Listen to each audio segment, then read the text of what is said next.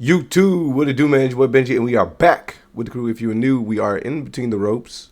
And I do appreciate y'all for hitting that sub button, man. We continue to grow, and I do appreciate the community that we are generating and growing. I do want to shout out a couple folks, like right now. I do want to shout out Switchblade, Jackie, Samashin, and Bazman01. They've been showing a little love on the Patreon. Y'all been letting me know matches to watch as well. We catching it. We catching TV shows. We catching movies. I do appreciate y'all for your support.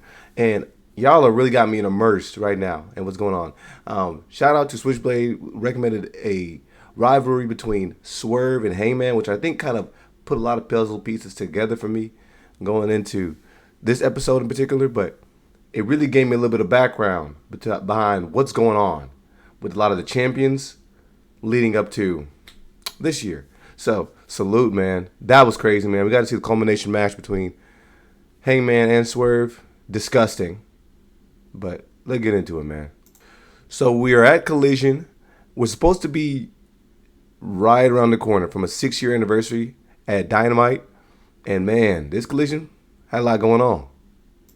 Now, this show got off to a interesting start. We got to see a lot of promos heading into the episode, and then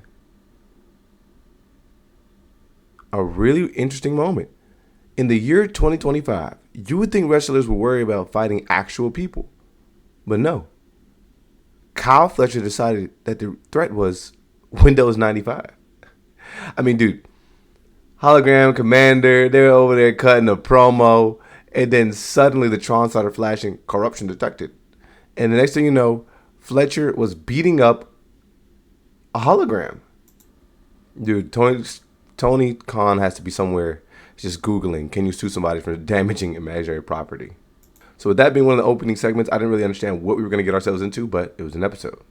Nonetheless, we got to open the show with a match of the Death Riders versus Paragon and Daddy Magic. We got to see Moxley kiss the camera, consensually of course, then stomp to the ring like a man who was already annoyed at everybody. Daddy Magic tanned in with the enthusiasm of a man who just saw a free buffet sign, and it wasn't long before Claudio treated him like a rag doll. Garcia took some crazy bumps and eventually started to look like a man who was regretting some of his life choices, and Moxley mocked some people by offering O'Reilly a tag only to go to the psych ward. After a bunch of suplexes, stomps, swings, and knees, Garcia ends up getting the pin.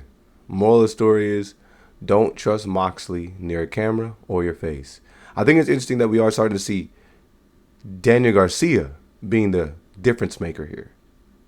He's the one that's getting the opportunity to pin and prove himself. We did get a mixed tag match between Wheeler Yuta and Marina Shafir versus Grillo and Ellering. New people. I don't really know who these people are, but Yuta ended up beating Grillo like he was trying to unlock a cheat code. Shafir bullied Ellering so badly that she might start charging her rent. And after yelling, do better at their opponents, Shafir ended up finishing with Mother's Milk, which sounds less like a submission hold and more like a rejected Starbucks order. But the pain that she was exuding, the anger that she was exuding while putting Shorty in that hold, it might have been reflective of her own career. Because honestly, I did not know Marina actually fought. Seriously, I didn't know that she actually got in between the ring. So salute to her for that, at the very least. So she could possibly be disappointed on her own end. But we got to see Wheeler get on the mic and let Statlander know that it's smoke, for all disrespect, for shrugging away the Death Riders. Are you crazy? He auctioned off Marina to battle against Statlander next week and warned Darby that he would get put in a body bag permanently. We also got to see Hangman, Samoa Joe, and Hobbs meet up for a faculty meeting. Joe declared himself a bad teacher and promised to introduce Death Riders to his new curriculum of pain.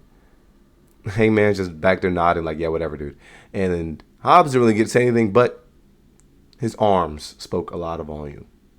Back in the ring, we got to see Caster and Bowens versus Swirl, which the Swirl is a hilarious name for a tag team.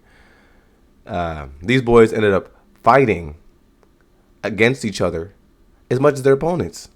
Dude, they did separate entrances, and Max is out there interrupting my boys. It's just ugly to start off. Even when things were getting bad early, Caster wouldn't tag Bowens in. And Bones refused the Shiver Me Timbers moment. You had Jerry Lynn trying to play peacemaker. Somehow they still win. And the ending scenario I enjoyed because it was a punch from from Bowens that led Caster to a roll-up pin. But it was Caster that tried to take all the credit. Both of them wanted the credit, but they did not want to be acknowledged as a team. So, hey, look, if anything, this match taught me that Dysfunction is undefeated. Nick Wayne let everybody know how he felt as well. He doesn't really care about dinosaurs, holograms, or literally anything else. He just wants to ruin Christian Cage's life. So basically, he's going to be joining a very long line. He did say he will always be one step ahead, so I do wonder what's up his sleeve. Luckily, though, we got to see one of my tag teams. I mean, these guys are entertaining, man. I enjoy them. But we saw another return.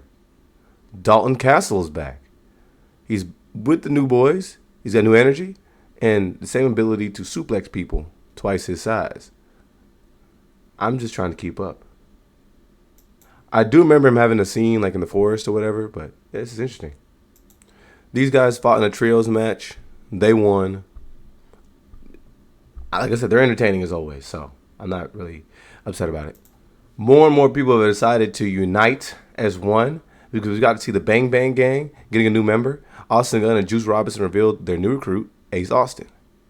Because nothing says reliable muscle like a guy whose gimmick is winning blackjack. And again, more and more teams. We saw Kingston and Hook versus Big Brill and Brian Keith. So the guy that I thought didn't really exist, Eddie Kingston, actually is out here now, and he's ready to make things shake. It became a tornado match. Chaos erupted. Eddie chopped. Bill booted. Keith cannonballed, and Hook just survived. They ended up winning. Eddie ends up hitting a back fist. Hook locks in Red Rum, and they win. This ought to be something. Y'all excited for this tag? You think you're going to continue going forwards as members?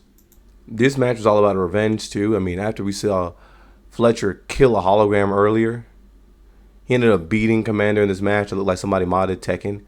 I mean, dude, Commander was pulling off acrobatics that would make Spider-Man dizzy in this match, but it was eventually a brain buster that ended up taking him out. Shout out to my Lucha Bros, man, but they consistently put together some dope matches and take L's. And shout out to Fletcher, man. He even went backstage and started to gloat with these boys. He's very good. Supposedly he's supposed to be fighting against Orange Cassidy next because somebody has to defend Hologram's honor and at least get a W here. But, dude, again, Fletcher makes me more and more of a fan each and every time he's on TV. The main event was Jamie Hayter versus Julia Hart. But, dude, Hart had backup from Sky Blue, but Hayter had backup from her biceps. After moonsaults, tarantulas, tombstones, multiple backbreakers, Hayter drops Haterade for the win. Of course, things were not going to go smoothly. Post-match, Blue and Hart jumped her until Queen Aminata ended up showing up and swinging a belt like an anime character. Hayter then yelled the only 3 words scarier than we need to talk. Blood and guts. Now, let me get things straight. Is the blood and guts match the match where the two rings are together? Let me know. All in all, like I said, pretty solid episode. A lot went on. A lot of information will head my direction after this episode, man. I'm just trying to get used to who is even who. If you can't tell, I got introduced to a lot of new characters this episode, and I'm just trying to keep up. It looks like Dynamite is going to be very, very good on Wednesday, so I'm interested to see that. I've been trying to show some love to Collision as well. And if I had to rate, we like to rate things yay, nay, and somewhere in the middle is okay. I think it's an okay episode.